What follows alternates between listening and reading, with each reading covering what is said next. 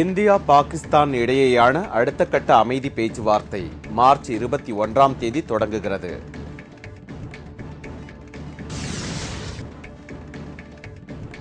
வருமான வரி உச்சவரம்பு 1,80,000 ரூபாய் ஆகிறது. 5 மாநில தேர்தலை கருத்தில் கொண்டு மத்திய அரசு சலுகை. சட்டசபை தேர்தல் குறித்து வரும் 26ஆம் தேதி மாவட்ட ஆட்சியர்களுடன் ஆலோசனை. தமிழக தலைமை தேர்தல் அதிகாரி அறிவிப்பு. லிபியா அதிபர் கடாபி நாட்டை விட்டு தப்பியோட்டம்.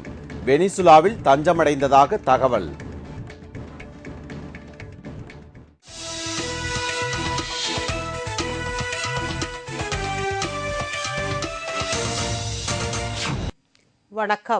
வணக்கம். விரிவான செய்திகள். இந்தியா பாகிஸ்தான் இடையே மீண்டும் பேச்சுவார்த்தை ஆரம்பமாகியுள்ள நிலையில் அதன் அடுத்த கட்ட பேச்சுவார்த்தை வரும் மார்ச் மாதம் 21, 22, 28 மற்றும் 29 ஆகிய தேதிகளில் நடத்திக் கொள்ளலாம் என்று இந்தியா பாகிஸ்தானிடம் தெரிவித்துள்ளது.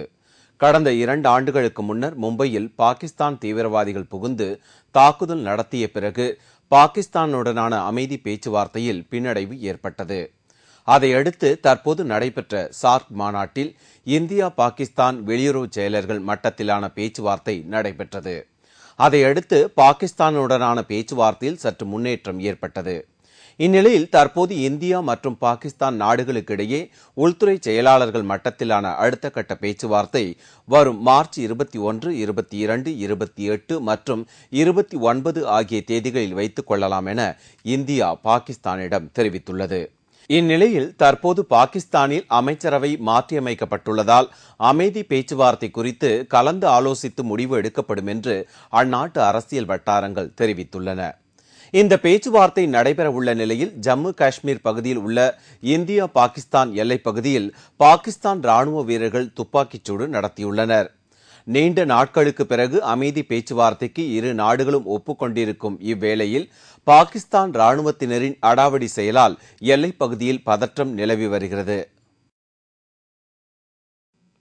2G விவகாரத்தில் நாடாளுமன்ற கூட்டுக்குழு விசாரணை குழு அமைக்க பிரதமர் அதிகாரப்பூர்வ அறிவிப்பு இன்று வெளியிடுவார் என்று எதிர்பார்த்த வேளையில் அது குறித்து எந்தவித அறிவிப்பும் காங்கிரசின் சார்பில் வெளியிடப்படவில்லை என அக்கட்சியின் செய்தி தொடர்பாளர் அபிஷேக் சிங்வி தெரிவித்துள்ளார். திமுகவை சேர்ந்த முன்னாள் மத்திய தொலைத்தொடர்புத்துறை அமைச்சர் ராசாவின் ஊழல் விவகாரத்தால் சென்ற முறை நடைபெற்ற நாடாளுமன்ற குளிர்கால கூட்டத்தொடர் முற்றிலும் முடங்கியது.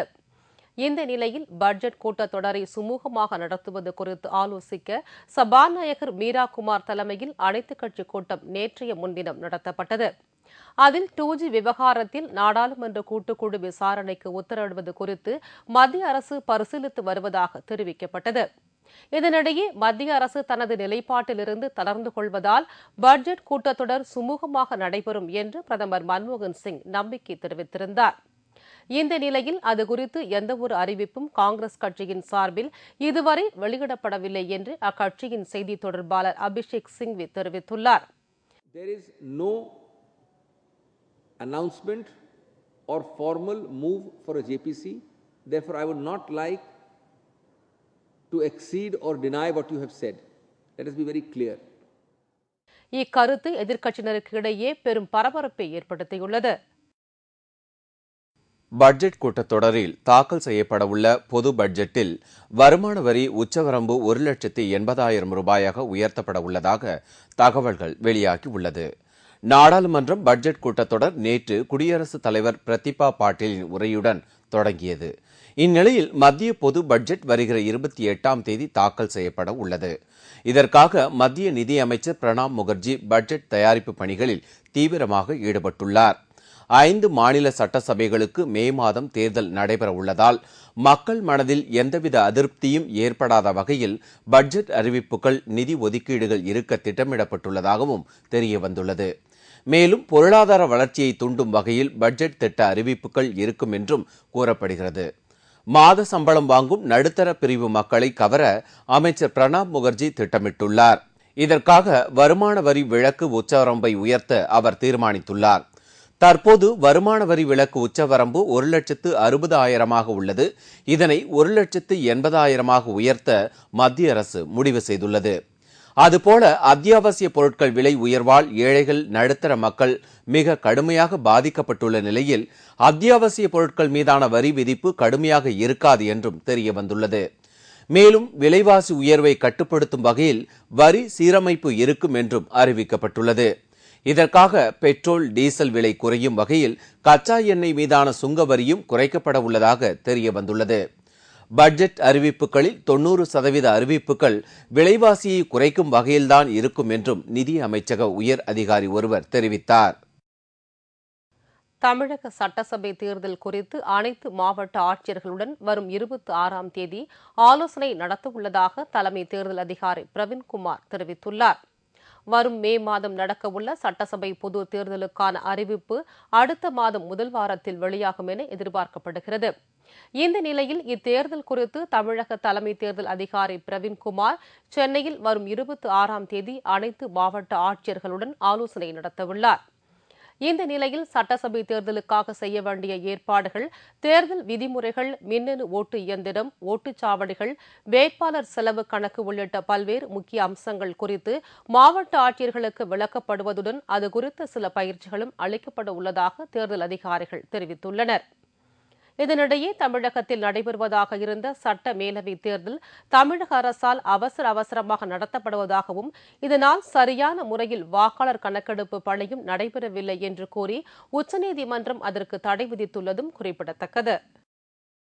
தனி தெலுங்கானா குறித்த மசோதாவை நாடாளுமன்றத்தின் பட்ஜெட் கூட்டத்தொடரிலேயே தாக்கல் செய்ய வேண்டுமென வலியுறுத்தி போராட்டம் தீவிரமடைந்துள்ள நிலையில் தெலுங்கானா பகுதியில் இன்று ஒருநாள் முழு கடையடைப்பு நடத்த தெலுங்கானா கூட்டமைப்பு அழைப்பு விடுத்துள்ளது.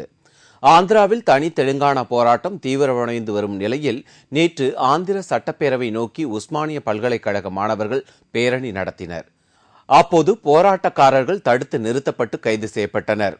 இதனிடையே ரயிலுக்கு தீ வைக்கும் சம்பவங்களும் அங்கு நடைபெற்றது.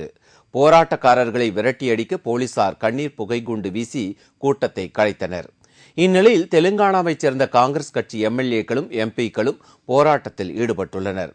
இப்போராட்டத்தில் தற்போது தெலுங்கானா பகுதி மக்கள் அனைவரும் ஒன்றிணைந்து போராடி வருகின்றனர்.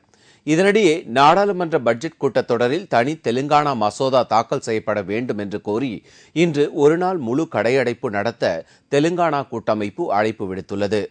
இந்த போராட்டத்தின் போது அத்தியாவசிய பொருட்கள் எதனையும் தனி தெலுங்கானா பகுதியில் எடுத்துச் செல்ல அனுமதிக்க மாட்டோம் என்று போராட்டக் குழுவினர் அறிவித்துள்ளனர். மக்களின் போராட்டத்தால் நாட்டை விட்டு வெளியேறிய லிபியா அதிபர் கடாபி வெனிசுலா நாட்டில் தஞ்சமடைந்திருக்கலாம் என்று இங்கிலாந்து வெளியுறவுத்துறை செயலர் தெரிவித்துள்ளார். எகிப்து மற்றும் அல்ஜீரியா ஆகிய நாடுகளின் அதிபர்களுக்கு எதிராக நடைபெற்ற மக்கள் புரட்சியை அடுத்து அவர்கள் தங்கள் பதவியை ராஜினாமா செய்துவிட்டு நாட்டை விட்டு வெளியேறினர். அதையடுத்து தொடர்ந்து பல ஆண்டுகளாக பதவியில் இருந்த அரபு நாட்டு அதிபர்களுக்கு எதிராக அந்த நாட்டு மக்கள் போராட்டம் நடத்த தொடங்கினர். அதில் குறிப்பாக தற்போது லிபியாவில் இந்த போராட்டம் தீவிரமடைந்து வருகிறது.